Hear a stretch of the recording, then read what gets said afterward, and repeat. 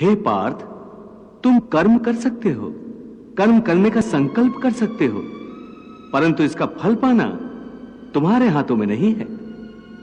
हे मधुसूदन, मैं जिस काम का संकल्प करूंगा वो काम तो मैं करूंगा ही। जब भोजन करने का निश्चय करके बैठूंगा तो निवाला उठाकर मुंह में रखूंगा ही, तभी तो उसे खाऊंगा। यदि वो खाने का निवाला तुम्हारे प्रारब्ध में नहीं है तो उसे तुम मुंह तक तो ले जाओगे, परंतु उस ग्रास का एक दाना भी अपने मुंह में नहीं रख सकोगे।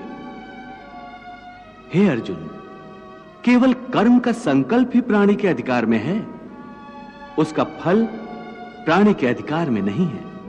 हे केशव, तुम्हारे कहे अनुसार यदि फल प्रारब्ध ने अपनी मर्जी से देना है तो फिर प्राणी को कर्म करने की आवश्यकता ही क्या है? कर्म करने की आवश्यकता क्या है, यह जानने से पहले यह तो जान लो कि प्रारब्ध क्या है, प्रारब्ध कैसे बनती है। हे केशव, प्रारब्ध क्या है उसे जानने में क्या मुश्किल है? यह तो सीधी सी बात है कि जो भगवान की इच्छा है वही मनुष्य का प्रारब्ध होती है। नहीं अर्जुन, नहीं, यह धारणा सत्य नहीं है।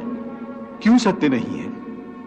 क्योंकि मैं किसी के प्रारब्ध नहीं बनाता, ना मैं किसी प्राणी के कर्म अथवा कर्म फल के हिसाब में दखल देता हूं, इसलिए प्राणी की प्रारब्ध बनाने में मेरा कोई हाथ नहीं होता।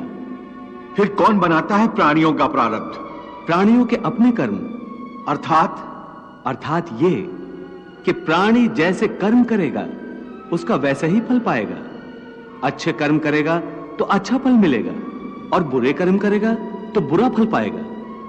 यही जो प्राणी के अच्छे बुरे कर्मों के अच्छे बुरे फल का हिसाब है, इसी को प्रारब्ध कहते हैं।